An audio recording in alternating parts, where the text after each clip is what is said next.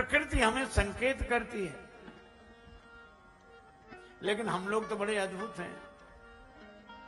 भगवान नोटिस भेजते हैं कि नहीं है? जैसे भगवान ने बाल सफेद किए कि जब जब दर्पण देखोगे सफेद बाल दिखेंगे तो लगेगा कि अब भगवान का भजन करना चाहिए, लगेगा कि नहीं? लेकिन आदमी बड़ा चतुर है। ब्रह्मा जी नोटिस भेजें कि भगवान की ओर से नोटिस है, सावधान हो जाओ, अब सफेद बाल हो गए हैं। तो आदमी ऐसा विचित्र है, कहता तुम भेजते रहो नोटिस, हम सफेद बालों को काले करा लेंगे। वो काले करा के आ जाता है। सफेद बाल भगवान ने उगाए थे कि हमें याद करो, तो भगवान को तो याद करता नहीं, सफेद बाल काले करा लेता है। ब्रह्मा जी ने दूसरा नोटिस दिया, दांत गिर गए, अब तो करो भगवान का भजन। तो कहता है दांत गिर गए, कोई बात नहीं, नए लगवा लेंगे। नए नकली दांत लग जाते हैं। ब्रह्मा जी ने कहा कि आंख से कम दिखाई देना शुरू, भगवान की ओर से नोटिस है, कहा हम चश्मा लगा लेंगे। कहा कान से कम सुनाई पड़ेगा, कहा हम मशीन लगवा लेंगे। तो जितने नोटिस ब्रह्मा जी ने दिए, इस आदमी ने नकार दिए कि नहीं? और जब नोटिसों को नकार देता है तब भगवान मौत भेजते हैं। मौत क्या करती है? देखो, हम लोगों ने सुना होगा कि संत ने शरीर छोड़ दिया। शरीर संत ही छोड़ते हैं, हम लोग नहीं छोड़ते। हम लोगों से तो छुड़ा लिया जाता है। मौत कान पकड़ के एक तमाचा लगाती, निकलो बाहर। छुड़ाती है कि नहीं? और हमारी संस्कृति कितना बढ़िया संदेश देती है।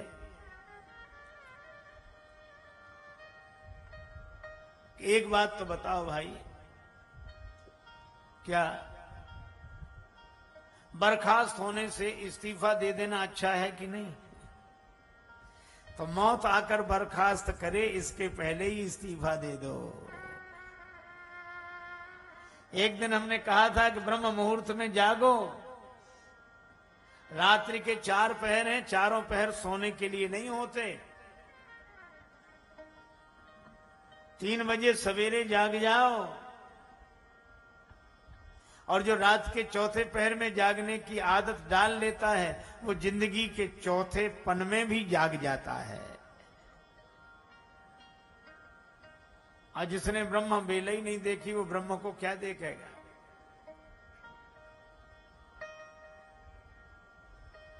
हमारे गुरुदेव कहते थे, तन को बलि बना लो ऐसा सहले सर्दी बरसा घाम, और मन को बलि बनाओ ऐसा टेक न छोड़े आठों याम।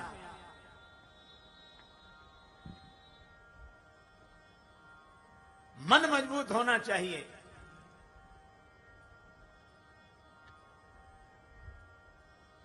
अब तो हम लोग जब देखो तब तक पड़े, क्या थोड़ा आराम कर ले? क्यों, क्या बात? पता नहीं, दर्द होता है शरीर। जब देखो तब पड़े, और खड़े हुए तो ऐसे मुर्दे की तरह। अच्छा भैया कुछ चाय मिल जाए तो ठीक। ये हमारी हालत हो गई, हम लोगों की हालत हो गई।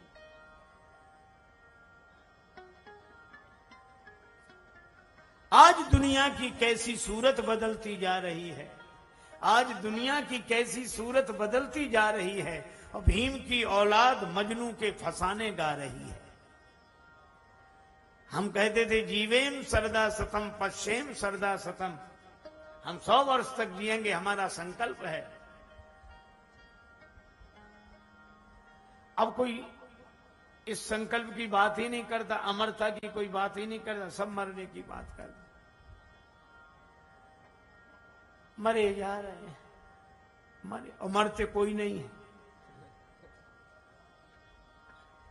अरे भाई, अब हम अमर भये न मरेंगे, हमारे गुरुदेव से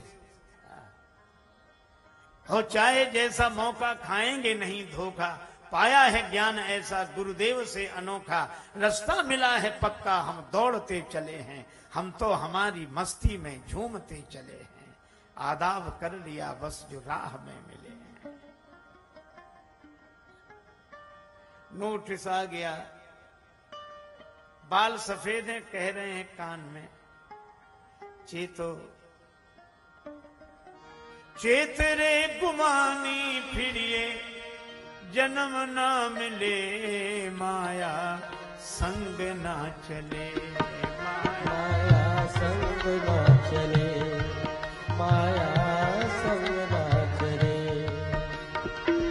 चेत रे गुमानी,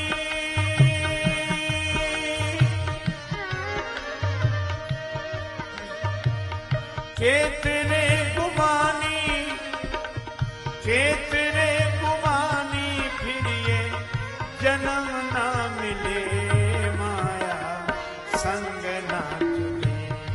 माया संग ना चले, माया संग ना चले। ओ माया संग ना चले, माया संग ना चले।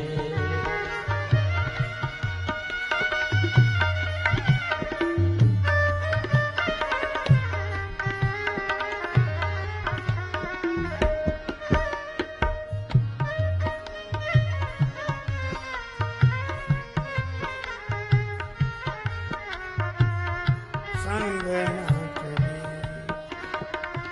संग ना चले, माया संग ना चले। दशरथ जी ने सोचा हमारे जीवन की कालिमा क्या है। आपने एक शब्द सुना होगा, काला धन। है? काला धन का अर्थ चीज किसी दूसरे की कब्जा अपना। ये जीवन की कालिमा है कि नहीं? अच्छा एक बात ये सोचो, ये शरीर हमारा है नहीं, हमारे लिए है। श्वास हमारी नहीं है, हमारे लिए है। अच्छा बोलो, अगर श्वास हमारी होती तो जब मन होता तब लेते, नहीं मन होता तो नहीं लेते। क्यों भाई? कोई कहता श्वास क्यों नहीं ले रहे? हमारी श्वास लें या न लें। और इतवार को तो कई लोग नहीं लेते कि आज छुट्टी का दिन है, आराम कर रहे हैं। लेकिन श्वास लेनी पड़ती है, इससे सिद्ध होता है ये अपना है नहीं।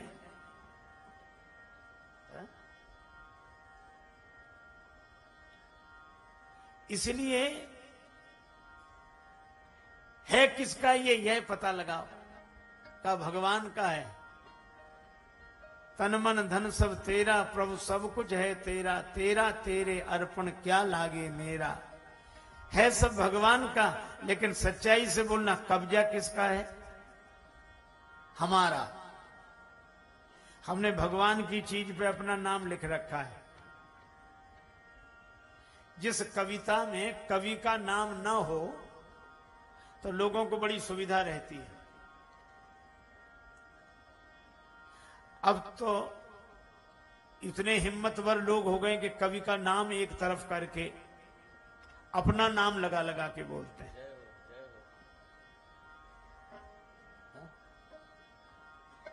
अरे भले आदमी कवि का नाम न लो तो कम से कम अपना तो न जोड़ो। अथवा भजन बोलेंगे तो अंत की वो पंक्तियां नहीं बोलेंगे जिनमें भक्त कवि का नाम है ना, और बोलेंगे तो शब्द इधर उधर कर देंगे। श्री कबीरदास जी ने कहा, साखी लाए जोड़कर इत उत अक्षर काट, और कह कबीर कबलों जिए जूठी पत्तल चाट।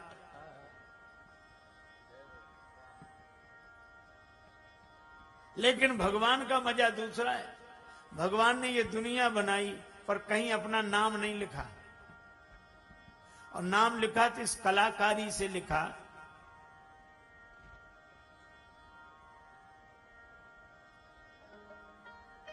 कि समझ में नहीं आता, समझने वाला समझाए तो समझ में आता है।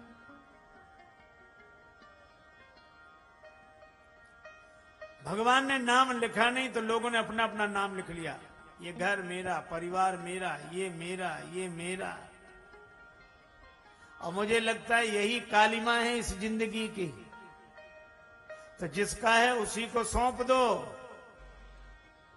अच्छा, जिसका है उसका मान लोगे तो कोई आपसे छुड़ा नहीं लेगा वो, लेकिन आपके जीवन की कालिमा दूर हो जाएगी।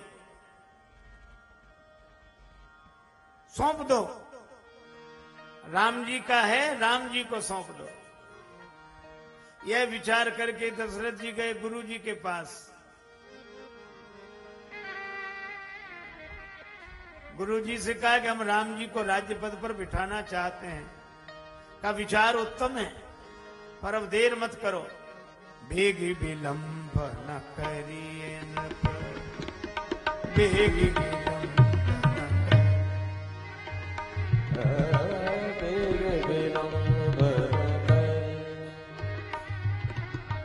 बेगी विलंब न करिए नृप।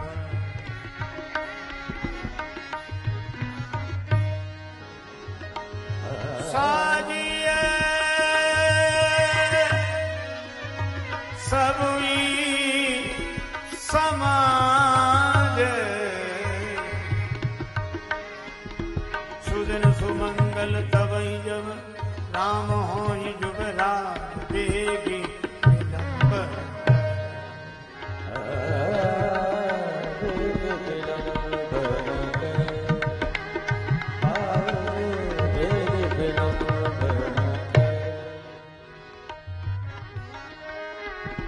बेगी विलंबन करहु नृप, साजिय सबई समाज। सुदिन सुमंगल तवहि जब राम होई जुगराज। विलंब न कर।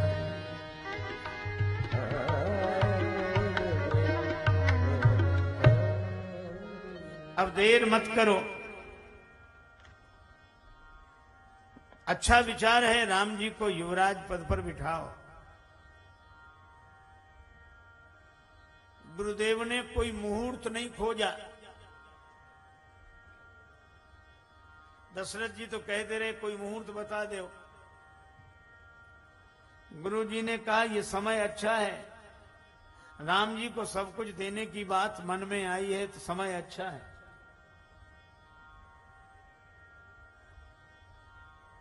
प्रजाजनों से पूछा, प्रजाजन बोले जियऊ जगतपति बरस करोरी। महाराज आदिराज आप करोड़ों वर्ष जिए।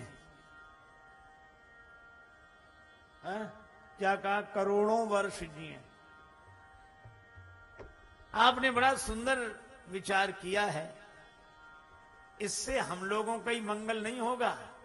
जग मंगल भल काज विचारा, और बेगी नाथ न लाई बारा। महारानी कैकेयी जी से नहीं पूछा महाराज दशरथ ने, किसी से भी नहीं पूछा।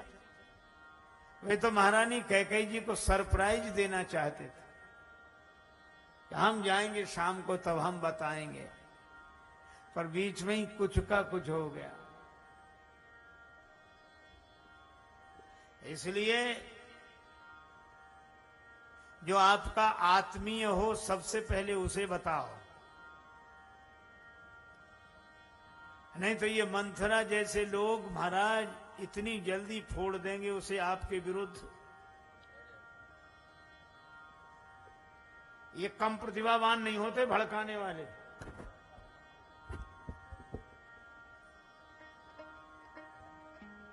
एक आदमी कह रहा था कितने भी खास मित्र हों हम एक क्षण में बुराई करा सकते हैं।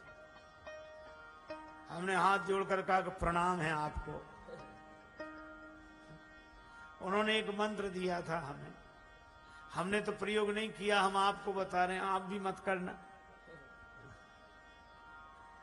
और दो खास मित्र हों तो दोनों साथ साथ जाते होंगे, और जब दोनों साथ साथ जाएं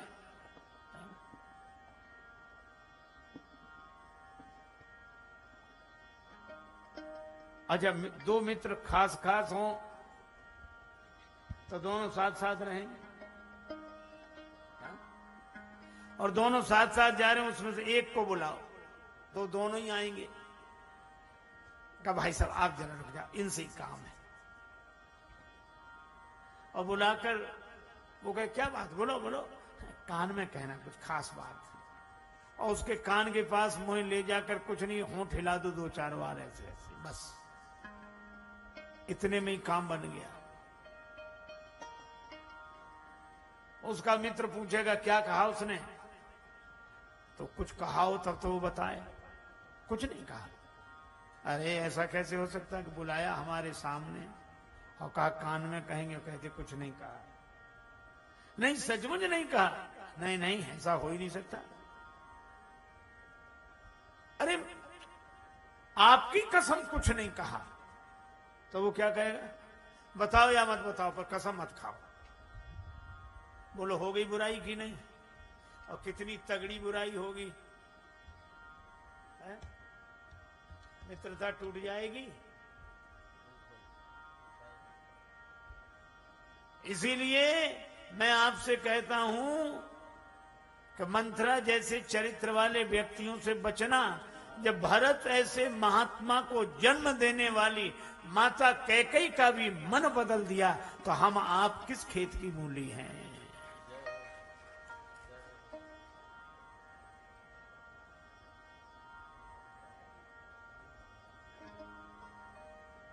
मंथरा की बुद्धि सरस्वती जी ने बदल दी। देखो ये लीला तो पूरी की पूरी राम जी की है। अच्छा वनवास राम जी का हुआ, दशरथ जी की बुद्धि किसने बदली। दशरथ जी ने दिया वनवास, दशरथ जी को प्रेरित किया महारानी कैकेयी ने, कैकेयी जी को प्रेरित किया मंथरा ने, और मंथरा को प्रेरित किया सरस्वती माता ने, और सरस्वती माता को प्रेरित करने वाला कौन है। वीणा वादनी वरदे, वीणा वादनी वरदे, वीणा वादनी वरदे, वीणा वादनी वरदे, वीणा वादनी, वीणा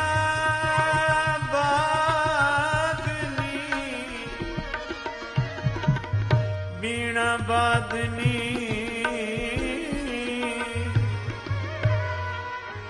वरदे, वीणा वादनी वरदे, वीणा वादनी वरदे, वीणा वादनी वरदे, वीणा वादनी।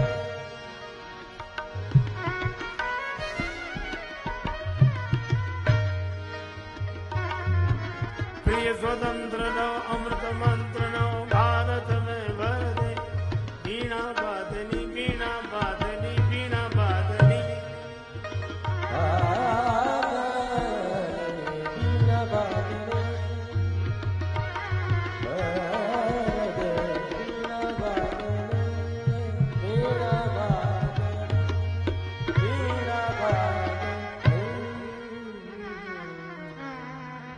सरस्वती माता को प्रेरित करने वाले हैं भगवान। शारद दारु नारी सम स्वामी, राम सूत्रधर अंतर्यामी।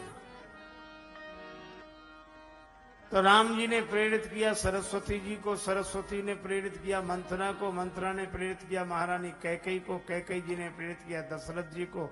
और वनवास किसका हुआ, किसका हुआ वनवास, राम जी का।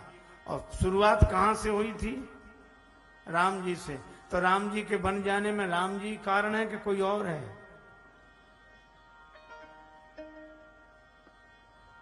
यह लीला है। लीला में यही बताया जा रहा है कि जिसको दुख मिला उसका कारण वो स्वयं है। जिसको सुख मिला उसका कारण वो स्वयं है। काहु न को सुख दुख कर दाता, निज कृत कर्म भोग सब भ्राता। लेकिन व्यवहार जगत में माता कैकेयी को मिटा देने वाली मंथरा है। देखो आपको एक बात बताऊं, अयोध्या में माता कैकेयी हैं और माता कैकेयी के पुत्र हैं श्री भरत, और माता कैकेयी की दासी है मंथरा। भरत जी भी माता कैकेयी के भवन में रहते हैं और मंथरा भी रहती है। आप इसका अर्थ समझ गए? माता कैकेयी जिस भवन में रहती हैं उसी में मंथरा रहती है, उसी में भरत जी रहते हैं। इसी तरह हम लोग जिस हृदय में रहते हैं उसी हृदय में कुमति की मंथरा रहती है, सुमति के भरत रहते हैं। हमारे जीवन में कुमति की मंथरा और सुमति के भरत। अच्छा, जब तक भरत जी रहे तब तक मंथरा कुछ बिगाड़ नहीं सकी, रही तो पर बिगाड़ नहीं सकी। वो तो भरत जी ननिहाल गए तो मंथरा अपने षड्यंत्र में सफल हो गई। सावधानी हटी, दुर्घटना घटी, सत्संग दूर हुआ, कुसंग सफल हुआ। हनुमान जी ने कहा, प्रभु चंद्रमा आपका दास है और प्रभु आप चंद्रमा के हृदय में हैं, तो मुझे तो यह लगता है कि चंद्रमा के हृदय में आप हैं, आप हैं, आप हैं। अरे चंद्रमा के हृदय में राम जी हो या ना हो, लेकिन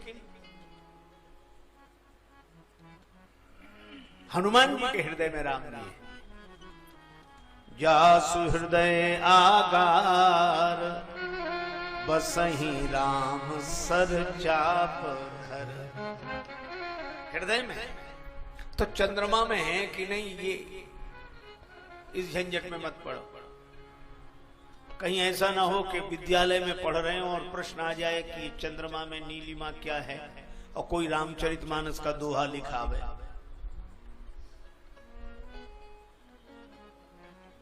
तो विद्यालय वाले उसे उत्तीर्ण नहीं करेंगे।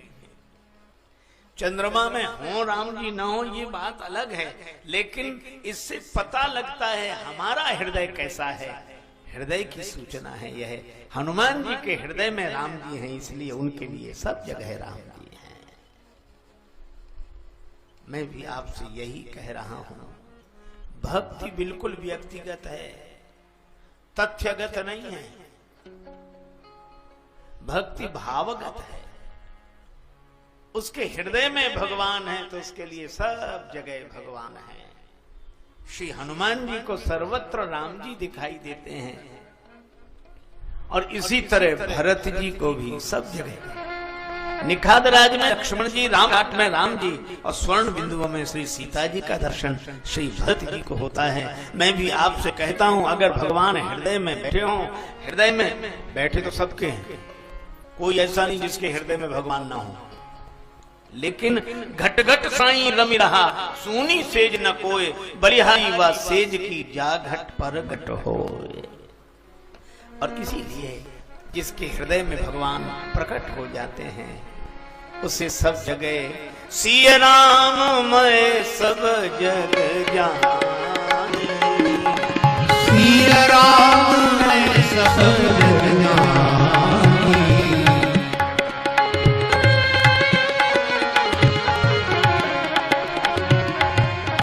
करन प्रणाम जोरी पानी, करन प्रणाम जोरी पानी।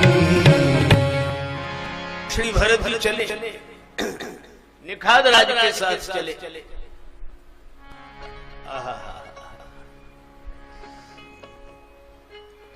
सारे दल को आगे चला दिया और श्री भरत पैदल पैदल चल रहे हैं।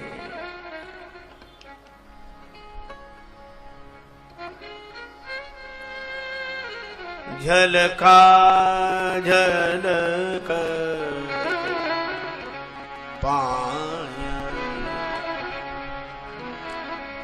झलका झलकत पाया ऐसे झलका झलकत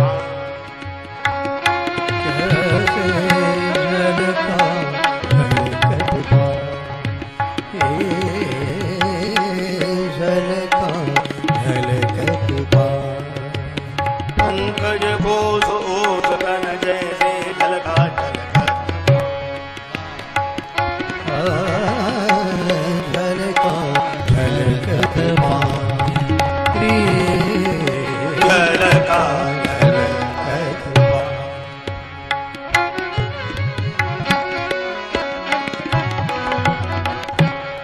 श्री भरत जी के पग तल में फफोले पड़ गए।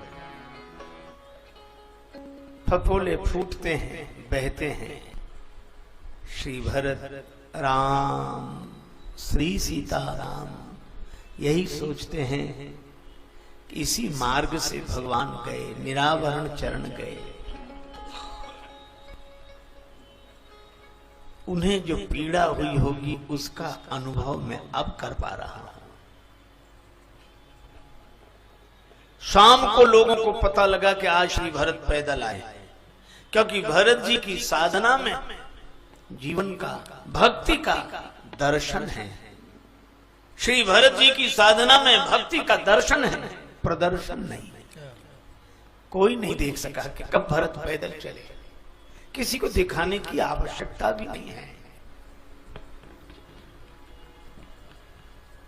हम जिसके हैं उसी के हैं।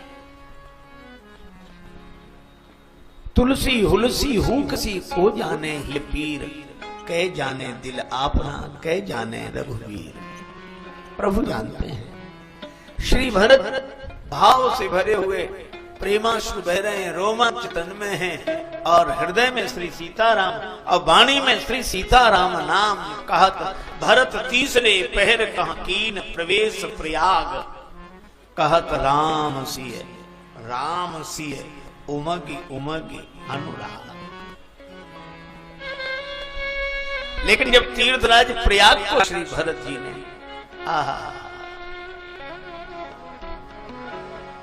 देखत श्यामल धवल हलो रे, देखत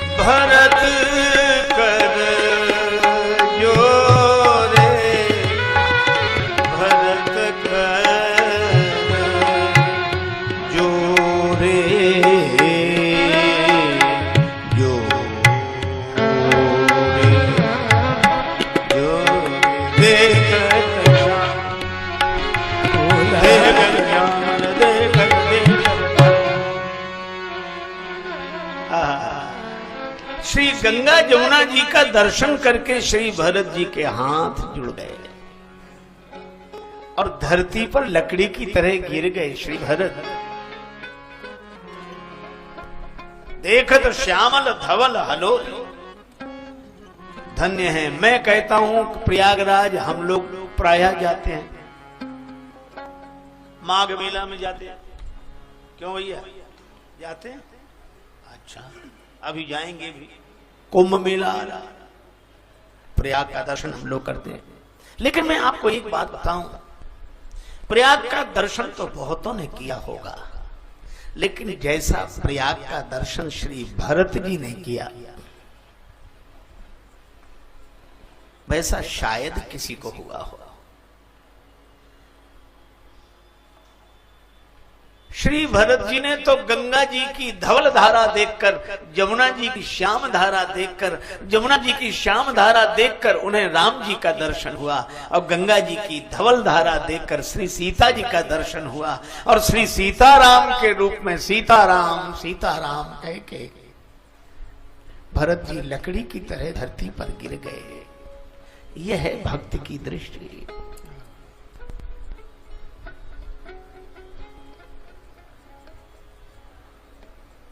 एक संस्मरण मुझे याद आया, कहीं मैंने सुना था, भारतवर्ष के गौरव और काशी के विशेष रूप से पूज्यपाद पंडित मदन मोहन मालवीय जी एक बार प्रयाग पधारे। कुछ व्यस्त थे, फिर सोचा समय बच गया है, संगम स्नान कर ले, तो अपने कुल पूज्य पंडा जी के पास गए कि पंडा जी हम संगम स्नान करना चाहते हैं। पंडा जी बड़ी कृपा, चलो हम कराएंगे आपको स्नान। मालवीय जी बोले कराओगे तो, लेकिन हमारी एक शर्त है। क्या? शुद्ध श्लोक का उच्चारण करना, जो भी आप मंत्र पढ़ें श्लोक शुद्ध। अब पंडा जी घबराए, जो कुछ शुद्धि होती और घबराहट में चली गई, लेकिन कहा कि मना करेंगे तो मालवीय जी छोड़कर चले जाएंगे, किसी दूसरे पंडा से कराएंगे। लेकिन पंडा मन में तो घबराया, पर ऊपर से बोला अरे चिंता मत करो यजमान, शुद्ध चलो। अब पंडा के मंत्र को शुद्धि से ज्यादा तो यजमान की दक्षिणा से मतलब होता है। अब नाव में बैठकर चले तो रास्ते में मालवीय जी फिर बोले पंडा जी याद है शुद्ध श्लोक। पंडा को बड़ी घबराहट हुई, ये तो पीछे ही पड़ गए। अच्छा चलो चलो चलो, संगम में जाकर खड़े हुए, कटी पर्यंत जल में। मालवीय जी मालवीय जी ने कहा पंडा जी याद है शुद्ध श्लोक का उच्चारण। अब पंडा से रहा न गया, तो पंडा बोला मालवीय जी आप कहां खड़े हैं, कहां खड़े? मालवीय जी ने कहा संगम में। किन किन का संगम है? का गंगा जी, जमुना जी, सरस्वती जी। गंगा जी कहां? ये इधर से ये गंगा जी आ रही, जमुना जी, ये जमुना जी, सरस्वती जी। तो मालवीय जी के मुख से निकल गया कि यहां सरस्वती जी लुप्त हैं। तो पंडा हाथ जोड़ के बोला कि मालवीय जी जहां सरस्वती लुप्त हुए वहां आप शुद्ध श्लोक के उच्चारण की बात कर रहे हैं।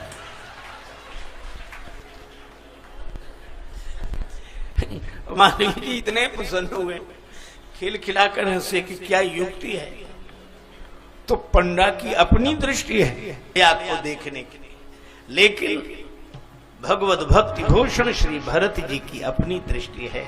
देखत श्यामल धवल हर, देखत श्यामल धवल हर, पुलक शरीर भरत कर जोरे, पुलक शरीर भरत कर जोरे,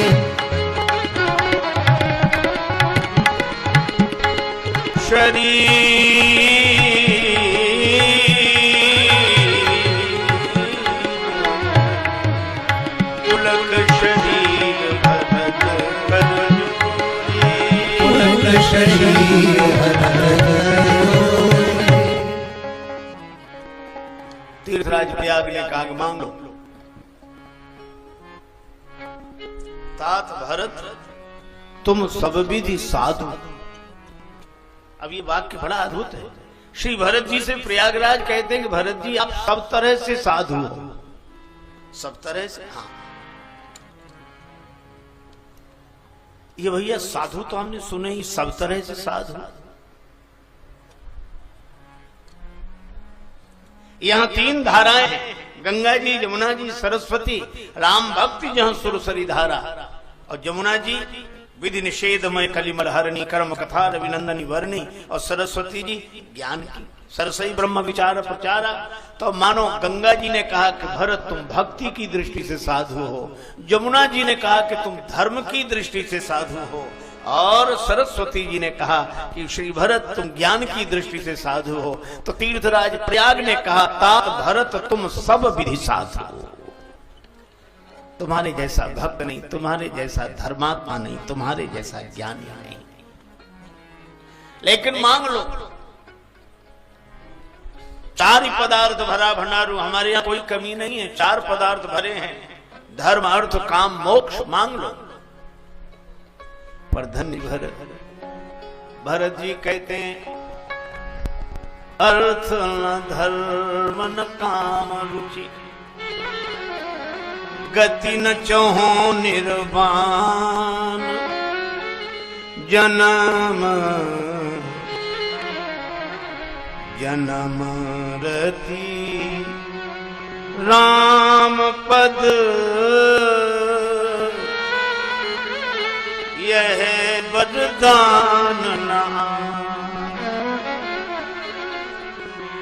अर्थ नहीं चाहिए, धर्म नहीं चाहिए, कोई कामना भी नहीं है, अरे और तो और हमें मोक्ष भी नहीं चाहिए।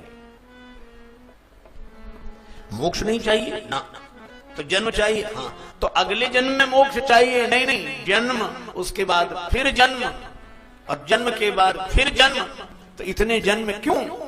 का रति राम पद, राम जी के चरणों में प्रीति बनी रहे। सीता राम चरण रति मोरे, अनुदिन बढ़ो अनुग्रह तोरे। और एक तो ऐसी अद्भुत बात श्री भरत ने कही है जो श्री भरत जी ही कह सकते हैं और कोई नहीं। भरत जी ने कहा जानऊ राम कुटिल करी मोही, लोग कहू गुरु साहिब द्रोही। सीताराम चरण रति मोरे, अनुदिन बढ़ऊ अनुग्रह तोरे। मुझे तो श्री सीताराम जी की प्रीति प्राप्त हो, लेकिन यह श्री सीताराम जी को भी पता न लगे कि मैं उनका प्रेमी हूं। राम जी हमें कुटिल समझते थे। भिखारी में और संत में एक ही अंतर है, भिखारी के जीवन में बाहर जिन चीजों का अभाव है उसके मन में उसका भाव है, पर साधु के जीवन में जिन चीजों का अभाव है मन में उसका भाव नहीं है, मन में तो भगवान है। एक संत ने कहा भिक्षु हैं पर हम भिखारी नहीं हैं, हर हाल में खुश रहना कोई हमसे सीख जाए। सामान और सम्मान पाकर तो सारा संसार खुश होता है, पर बिना सामान सम्मान के खुश रहना इन संतों से सीख जाए। बहवारे मौज फकीरां दी। राम जी केवट के मना करने पर भी मुस्कुरा रहे हैं, बेहसे करुणाएं। और लक्ष्मण जी को लग रहा है कि आज केवट की इतनी हिम्मत। भगवान की जगह कोई दूसरा होता तो सोचता कोई बात नहीं, केवट कर ले आज मन की, मैं जब राजा बनूंगा सबसे पहले तुझे ही देखूंगा, आज समय की बात है। पर राम जी ऐसा नहीं, मुस्कुराते हैं। गम को सहने में भी कुदरत ने मजा रखा है, सुख में दुख में भी मुस्कुराओ। और राम जी मुस्कुरा रहे हैं, लक्ष्मण जी जानकी जी की ओर देखकर तुम भी काहे को मुंह लटकाए हो, हंसो मुस्कुराओ। केवट के बात अटपटी है पर प्रेम भरी है। एक बार एक महात्मा राजस्थान में गए, वहां का एक आदमी उन्हें लेकर गया अपने गांव में, और बड़ा इंटीरियर में गांव, वृद्धा माता। उसने माता से कहा कि माँ गुरुजी आए हैं प्रणाम कर, तो बोली टूटी फूटी मारवाड़ी बोली में कहने लगी गुरुजी थारे खुर छू। और गुरुजी को गोरूजी कह रही थी और चरणों को खुर। महात्मा ने कहा, डांटा पर मधुरता से डांटा, माता जी ऐसे बोलती हो महात्माओं से, नरक जाओगी नरक। बुढ़िया नरक भी नहीं जानती थी, उसको लगा आशीर्वाद दे रहे हैं महात्मा। तो क्या बोली, महाराज हमारा कहाँ भाग्य जो नरक जाएं, नरक तो आप जैसे महापुरुषों को मिले हैं प्रभु, हमें कहाँ। बोलो भाई, उसकी सरलता पर महात्मा खिलखिला के हंस पड़े। जब सरलता पर महात्मा प्रसन्न हो जाते हैं और परमात्मा प्रसन्न हो जाए तो कौन सा आश्चर्य है। बेह से करुणा चितय जानकी लखन तन, बेह से करुणा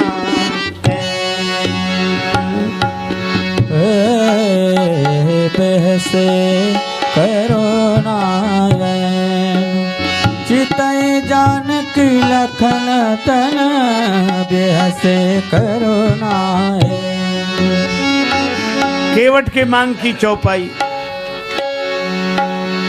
जो प्रभु पार अवश्य गाचहु, जो चबुचार अवश्य गाचहु, जो प्रभु पार। मोहि पद पदु पखारन कहु, जो प्रभु पार। ओ प्रभु पदम पखारन कहु, जो प्रभु पार।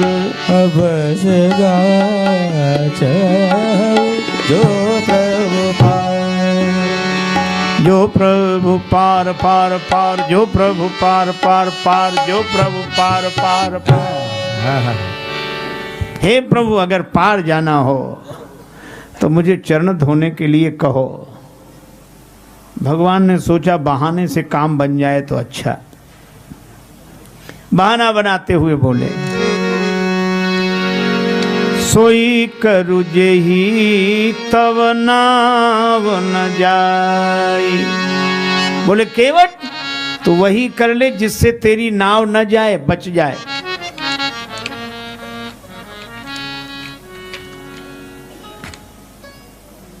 एक आदमी के घर आया मेहमान, दोपहर को भोजन करा दिया, शाम को न कराना चाहे, बड़ा लोभी आदमी।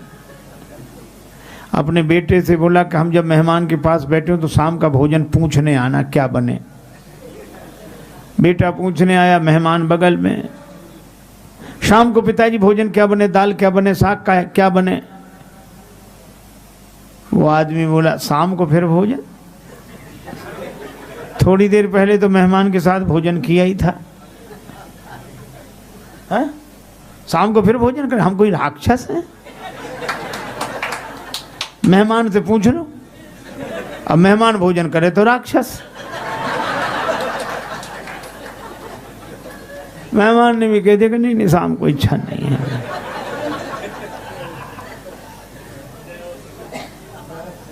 एक महात्मा किसी के यहाँ निमंत्रण में गए, तो एक वृद्धा माता भोजन की थाली लगा दी, पंखा लेके बैठ गई। जल्दी जल्दी में पापड़ परोसना भूल गए, सामने रखे थे, और बुढ़िया उधर पीठ किए बैठी। अब महात्मा का मन उधर ही जाए। मनुष्य का स्वभाव है, 2 कौड़ी की न मिले चीज तो करोड़ों की लगती है, और करोड़ों की मिल जाए तो 2 कौड़ी की लगती है। अब पूरे पत्तल भर भोजन पर ध्यान न जाए, पापड़ पर ध्यान। रहा नहीं गया, मांगे तो शर्म लगे। बुढ़िया से बोले, माता जी भगवान की बड़ी कृपा जो आज तुम्हारा दर्शन हो गया। क्यों? रास्ते में सांप मिला, बड़ा लंबा सांप। कितना लंबा? यहाँ से वो पापड़ की थाली रखी। बुढ़िया बोली अरे महाराज पापड़ परोसना तो भूल गए। महात्मा बोले हम तो बता रहे थे कि सांप कितना लंबा था। तो बोलो कई बार बहाने से भी बात कही जाती है कि नहीं?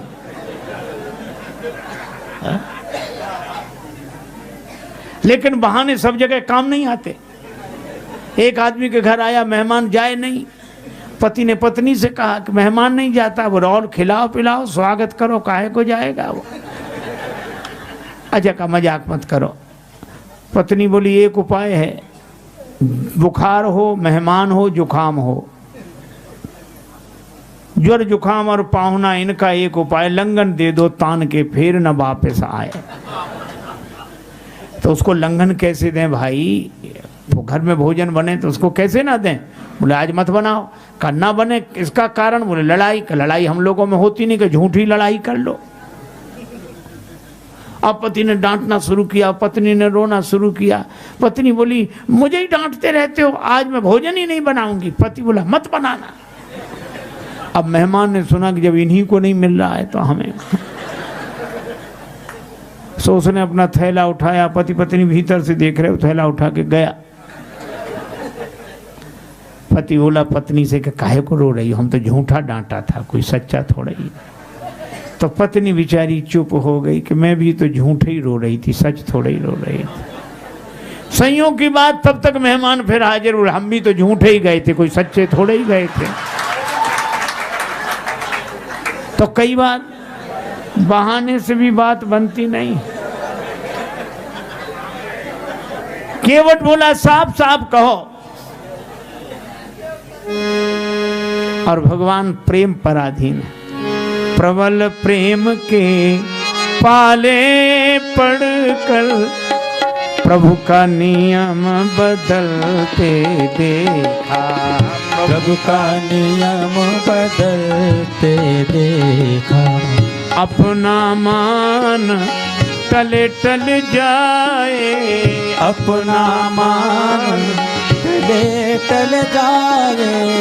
भक्त का मान न टलते देखा। भक्त का मान न टलते देखा। प्रबल प्रेम के पाले पड़कर प्रभु को नियम बदलते देखा। प्रभु को नियम बदलते देखा। जिनकी केवल कृपा दृष्टि से, जिनकी केवल कृपा दृष्टि से सकल सृष्टि को पलते देखा। सकल सृष्टि को पलते देखा। उनको गोकुल के गोरस पर, उनको गोकुल के गोरस पर 100 बार मचलते देखा। 100 बार मचलते देखा।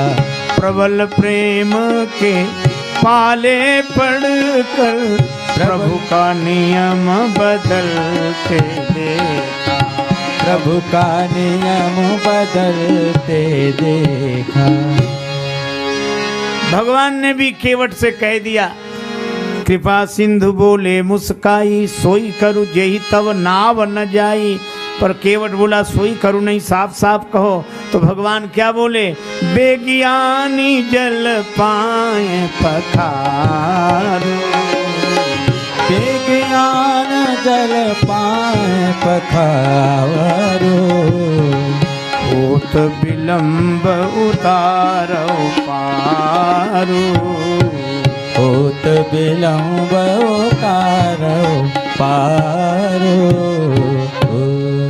केवट राम रजायस पावा। केवट राम रजायस पावा। पानी कठवता भरी ले आवा। पानी कठोता भर ले आवा। अति आनंद उमगी अनुरागा। अति आनंद उमगे अनुरागा। चरण सरोज पखारन लागा। चरण सरोज पखारन लागा। कठौते में जल भर लाया, राम जी की आज्ञा मिल गई। कठौता गंगा जल से भरा है, रख दिया। बाईं हथेली आगे बढ़ाई, बाईं हथेली पे राम जी का दायां चरण, कठौते से जल छोड़ा, लगा धोने। मन में तो यही भाव है, जिन चरणन ते निकसी सुरसरी। आज मैं उन चरणों को धो रहा हूं। कि लक्ष्मण जी ने देखा केवट बड़े भाव से चरण धो रहे हो, भाव के कारण चरण धो रहे हो। केवट बोला नहीं महाराज, भाव के कारण नहीं, हम तो नाव के कारण चरण धो रहे हैं। प्रेम को छिपा लिया। बड़ी देर हो गई, देवता भी पुष्प बरसाते और कहते ऐसा भगत नहीं देखा जिसके सामने भगवान एक पांव से खड़े रहे। ऐसा भगत तो देखे ही नहीं, भगवान के सामने भक्त एक पांव से खड़े रहते। ये ऐसा भक्त जिसके सामने भगवान एक पांव से खड़े। बड़ी देर हो गई, भगवान ने कहा चरण धुला। केवट बोला हाँ महाराज धुला तो, लेकिन कर रहा था, तब तक भगवान ने चरण नीचे रख दिया। केवट ने कहा आपने फटी हुई दुपटी से पोंछने नहीं दिया, चरण धुलने के बाद गीला रह गया, धूल लग गई, दोबारा धोना पड़ेगा। राम जी बोले लक्ष्मण हो चुके पार, चरण तो धुलने के बाद गीले ही रहेगा, कभी ये चरण धुलाओ, कभी ये चरण धुलाओ, कभी ये कभी ये।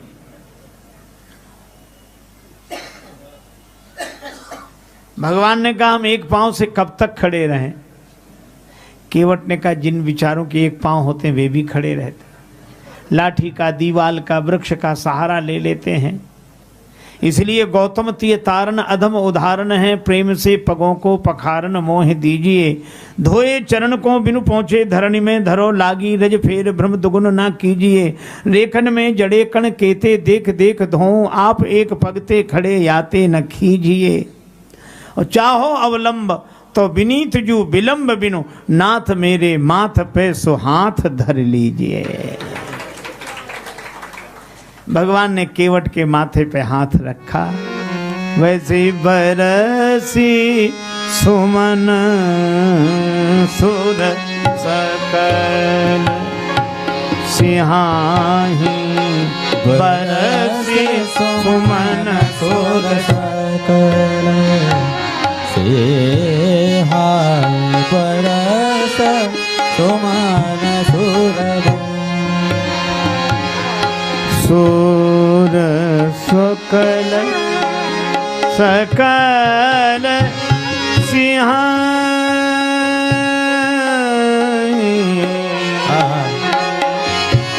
बरसी सुमन बरसी सुमन सुर सकल सिंहाई, बरस सुमन सुर सकल। चरण धुल गए। केवट से भगवान ने कहा अब तो पार करो। केवट बोला अभी थोड़े, घाट का नियम थोड़ी तोड़ूंगा आपके लिए, जो पहले आते उन्हें पहले पार करता हूँ, बाद में आने वालों को बाद में। भगवान बोले यहाँ तो कोई दिख नहीं रहा है। केवट बोला अगर आपको दिख गए होते तो पार ही ना हो गए होते, आपकी दृष्टि में आ गए होते तो पार हो गए होते। तो कौन है? का मेरे पुरखे, पूर्वज। अच्छा, उनका उद्धार कैसे होगा? बोले जैसे महाराज भागीरथ के पूर्वजों का हुआ। उनके लिए गंगा जी ब्रह्मा जी के कमंडल में जन्मी थी। आज हमारे पुरखों का उद्धार करने के लिए केवट के कठौते में गंगा जी प्रकट हुए हैं। पद पखार जलपान करी आप सहित परिवार, पितर पार करी प्रभु पुण्य मुदित गए लई पार। उस पार ले गया, बड़ा प्रसन्न है। मेरी नैया में सीता राम, गंगा मैया धीरे बहो। मेरी नैया में सीता राम, गंगा मैया धीरे बहो। बहो मेरी नैया में सीता राम, गंगा मैया धीरे बहो सीताराम गंगा मैया धीरे बहो मेरी नैया में सीताराम गंगा मैया धीरे बहो मेरी नैया में सीताराम गंगा मैया धीरे बहो मेरी नैया केवट की नैया भागीरथ की गंगा केवट की नैया भागीरथ की गंगा राजा दशरथ के लक्ष्मण राम गंगा मैया धीरे बहो राजा दशरथ के लक्ष्मण राम गंगा मैया धीरे बहो मेरी नैया में नैया में नैया में नैया में नैया में हो मेरी नैया में लक्ष्मण राम गंगा मैया धीरे बहो मेरी नैया में लक्ष्मण राम गंगा मैया धीरे बहो मेरी नैया में लक्ष्मण राम गंगा मैया धीरे बहो मेरी नैया पार ले गया उतरी ठाण भय सुरसरी रेता सिय राम गुह लखन समेता केवट उतरी दंडवत कीना। भगवान को लगा कि इसे कुछ दिया नहीं।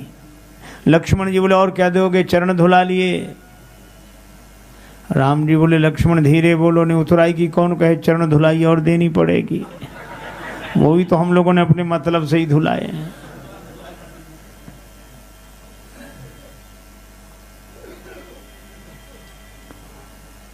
अच्छा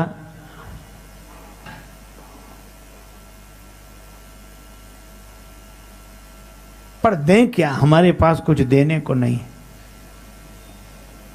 सीता जी समझ गई, पिए ही की सिए जान निहारी। जानकी जी ने कहा कि प्रभु आपके उस हाथ में नहीं, इस हाथ में तो है। श्री किशोरी जी आपका हाथ मेरा हाथ कब से हो गया कि जब से मेरे पिता ने मेरा हाथ आपके हाथ में दे दिया, उस दिन से यह हाथ भी आपका हाथ हो गया। मन मुदरी मन मुदित उतारी। भगवान ने केवट से कहा उतराई ले लो। केवट बोला नहीं चाहिए। क्या इच्छा नहीं थी? इच्छा थी। मैं आपसे मांगने के लिए तैयार खड़ा था, पर आपकी आवाज आई मांगी नाव। मैंने सोचा जो मुझसे ही मांग रहा, मैं उससे क्या मांगू, इसलिए वह तो बड़ा है जिससे आप कुछ देते हो, वह कितना बड़ा जिससे आप भी कुछ मांगते हो। मांग कर बड़ा बना दिया है, दे दोगे तो छोटा बन जाऊंगा। मांगी। भगवान ने कहा तो ये तो उतराई है। केवट ने कहा उतराई हम उनसे लेते हैं जिनको पार करते हैं, हमने आपको पार नहीं किया। भगवान बोले तो हम आए कैसे उस पार से इस पार? केवट बोला यही तो हम पूछ रहे हैं। भगवान ने कहा नाव में बैठकर आए। केवट बोला वाह, तो नैया तो मेरी ही पार लगी है। नाव किसकी? कहा नाव तो तुम्हारी। केवट बोला नाव तो मेरी ही पार लगी है, आप पार होने के लिए नहीं आए थे, मेरी नैया पार लगाने के लिए आए थे।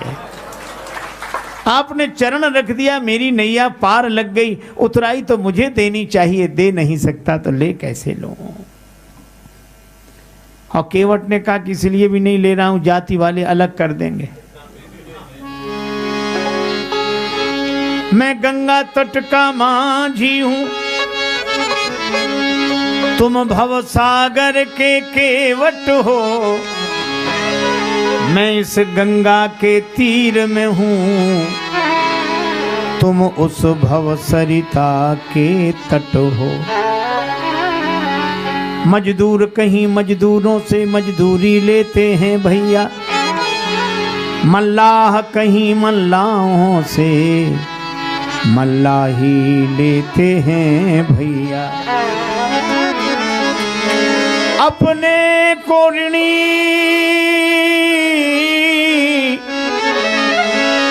समझते हो तो ऋण तुम यहां नहीं वहीं चुका देना। मैंने तुमको है पार किया, तुम मुझको पार लगा देना।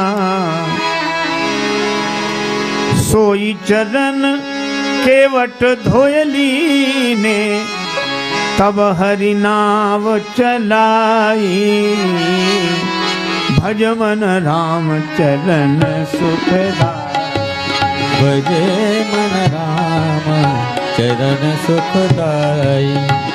राम चरण सुखदाई। भज मन राम चरण सुखदाई। भजे मन भज मन भज मन भज मन राम चरण सुखदाई। भजे मन राम चरण सुखदाई। भजे मन राम चरण सुखदाई। नहीं लिया केवट ने कुछ, बहुत कीन प्रभु। भगवान ने लक्ष्मण जी से कहा, लक्ष्मण जी बोले ले ले ले ले। केवट बोला मैं वचन दे चुका था, न नाथ उतराई चहो। अरे कहा कि भगवान को भी वचन का प्रवचन दिए जा रहा है, ले ले।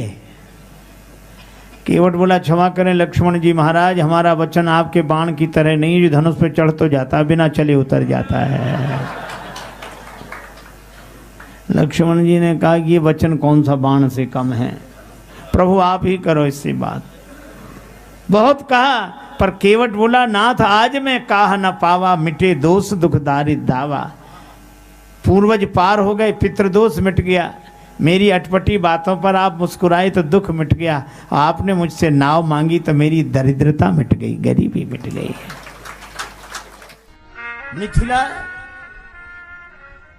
प्रांत की एक देवी श्री अवध आई,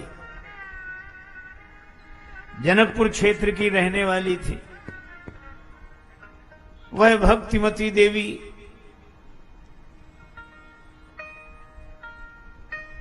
केवल रामचरितमानस की पोथी रखे, एक लोटा रखे, 2 धोतियां, एक पहने रहे, एक नहा के पहन ले। और उसका एक ही नियम, जहां जाती रामचरितमानस के नभान पारायण का पाठ करते। पाठ की बड़ी महिमा है, आप लोग तो पाठ कर ही रहे हैं। रामचरितमानस की कथा कहने वालों के जीवन में तो मंगल होता है, सुनने वालों के जीवन में मंगल होता ही है, और पाठ करने वालों के जीवन में भी मंगल होता है, परम मंगल होता है। वह देवी श्री अवध में आई। कनक भवन में उसने 9 दिन पाठ किया। संत भक्त उसे देखकर बड़े प्रसन्न होते। कभी कोई संत पूछता कि मां तुम्हारे गुरुदेव कौन हैं, गुरुद्वारा कहां है, तो रामचरितमानस की पोथी दोनों हाथों में उठा लेती, नेत्रों में प्रेम जल भर जाता, और वो यही कहती, गुरु यही गुरुद्वार। श्री रामचरितमानस ही मेरे गुरु, यही गुरुद्वारा। गुरु यही गुरुद्वार, इन्हीं की सेवा में मन लाऊं, और इष्ट यही इस पोथी में ही दर्शन प्रभु के पाऊं। तीर्थों में कर पाठ प्रेम से, परि परि पाए मनाऊं। जहां जहां जाऊं वहां तुलसी कृत रामायण ही गाऊं। यही मेरे गुरुदेव, यही मेरा गुरुद्वारा, यही मेरे इष्ट देव। मैं जहां जाती हूं बस श्री रामचरितमानस का पाठ करती हूं।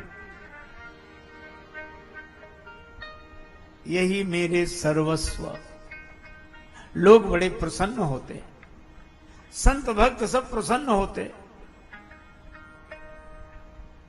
माघ मेला का समय था, वह देवी श्री अवध से प्रयाग आई। रेलगाड़ी की जिस डिब्बे में बैठी थी उसी डिब्बे में श्री अवध के बड़े सिद्ध कोटि के संत परमहंस पूज्यपाद बाबा श्री राम मंगलदास जी महाराज विराजमान थे। भगवत प्राप्त महात्मा। उन्होंने उस देवी से पूछा कहां जा रही। उस देवी ने कहा कि माघ मेला में। श्री राम मंगलदास जी ने सोचा कि मैं इसके पाठ करने की रीति देखूंगा और इसकी प्रीति देखूंगा। प्रयाग रेल स्टेशन पर वह उतरी। बाबा श्री राम मंगलदास जी महाराज उतरकर व्यवस्थित होकर चलने को तत्पर हुए, तब तक वह पहले ही माघ मेला में पहुंच गई। जब तक बाबा श्री राम मंगलदास जी महाराज वहां पहुंचे, वह देवी स्नान करके पूजन कर रही थे। एक लोटे में जल। बाबा उतनी दूर आसन लगाकर बैठ गए, चुपचाप देखते रहे। लोटे में जल था। एक व्यक्ति पत्ते के दोने में गुड़ दे गया। वह गुड़ रख लिया उसने। रामचरितमानस की पोथी उठाई और उसने यह दोहा कहा, राम बाम दिसि जानकी लखन दाहिनी ओर, ध्यान सकल कल्याणमय सुर तरु तुलसी तोर। और जैसे यह दोहा कहा, बाबा श्री राम मंगलदास जी महाराज कह रहे हैं कि मैं खुली आंख से देख रहा था और कानों से सुन रहा था। श्रवणों से सुस्पष्ट दृष्टि जागृत सो देख रहे। कोई हवा नहीं, पर रामचरितमानस की पोथी जैसे ही खोली, ग्रंथ के पृष्ठ क्षण एक फड़फड़ा गए। रामचरितमानस के पृष्ठ फड़फड़ाने लगे और पृष्ठ भये शांत। और जैसे ही पृष्ठ शांत हुए तो बाबा कहते हैं मैंने स्वयं अपनी आंखों से देखा। पृष्ठ भये शांत तो तीनों वेश कांतियुत वृद्धा के समीप ही प्रकट होए आ गए। रामचरितमानस से ही श्री सीता राम लक्ष्मण प्रकट हुए और वह भावमयी देवी जिसके सामने पत्ते का दोना करती, उन मूर्तियों के सिर झुकते देखे। धन्य धन्य है विनीत वा वृद्धा को भक्ति भाव, जाके करन सो प्रसाद प्रभु पा गए।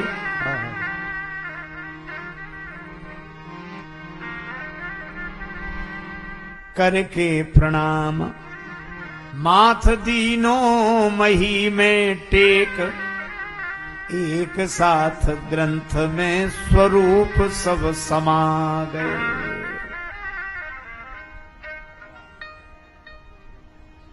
बाबा के नेत्र सजल हो गए।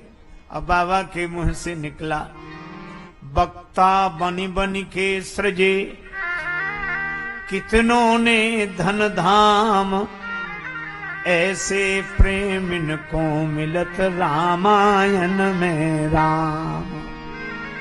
ऐसे प्रेमियों को रामचरितमानस में राम जी मिलते हैं। रामचरितमानस में सब कुछ है। जो जिस दृष्टि से देखे उसी दृष्टि से परिपूर्ण है रामचरितमानस। तभी कहा जग मंगल गुण ग्राम राम के जग मंगल गुण ग्राम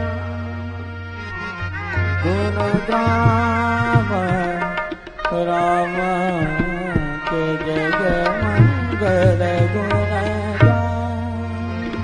दाने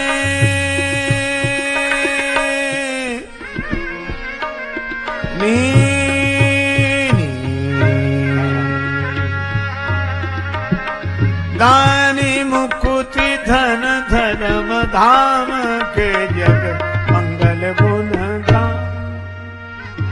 जग जग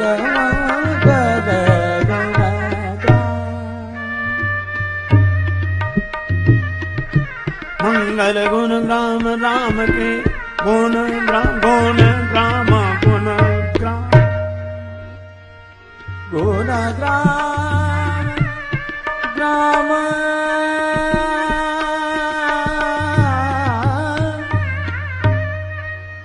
जग मंगल गुण ग्राम राम के दानी मुकुति धन धर्म धाम के जग मंगल गुण ग्राम मंगल गुण ग्राम मंगल गुण ग्राम।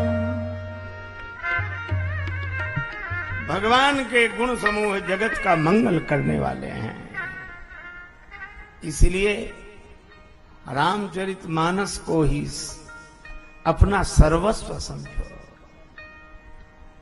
यही हमारे भगवान और यही हमें व्यवहारिक व्यवस्था का बोध देने वाले हैं। अच्छा, सवेरे जागना चाहिए,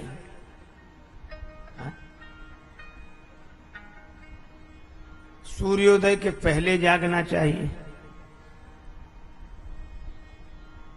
सब लोग कहते हैं। और श्री रामचरितमानस यह भी सिखाता है, लेकिन कैसे? वह ऐसे नहीं कहता कि आपको सवेरे जागना चाहिए ना। प्रातः काल उठी के रघुनाथा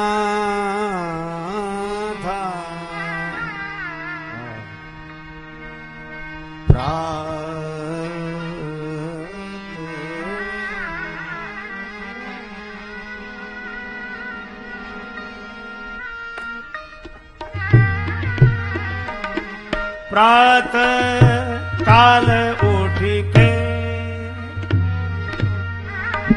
रघुनाथा मातु पिता गुरु नावई माता उठी के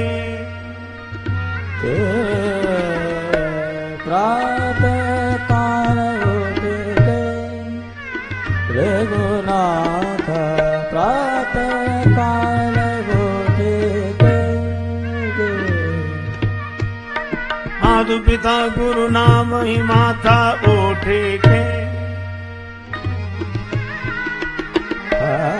प्रातः काल उठी के रघुनाथ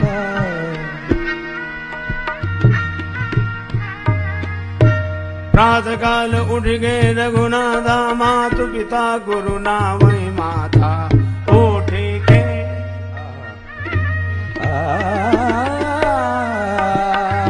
प्रातः काल उठ के प्रातः काल उठ गए रघुनाथा मातु पिता गुरु नावई माता उठ के माधो पिता गुरु नावल माता उठते उठते उठते ओ ठीक है, ओ ठीक है, ओ ठीक है। भगवान सवेरे जागते हैं। अच्छा बोलो, श्री तुलसीदास जी ऐसा नहीं कहते कि तुम जागो, भगवान प्रातः काल जागते हैं। ये कथा सुनकर हम लोगों को भी तो लगता है कि जागना चाहिए। तो हमारे व्यवहारिक जीवन को व्यवस्थित करने के लिए रामचरितमानस का संदेश। और प्रातः काल जाकर क्या करना चाहिए? एक सज्जन हमसे कह रहे थे, महाराज हम तो सवेरे जग जाते,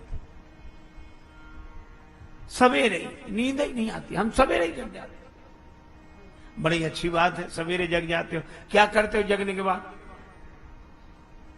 और कुछ नहीं, चाय ढूंढते हैं।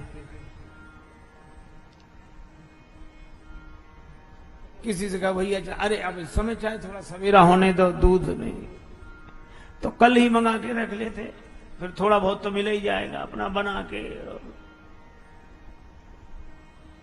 5 बजे तक तो चाय हो गई उनकी और चले भी गए। तो जगना तो अच्छा है, लेकिन क्या इसीलिए जगे थे?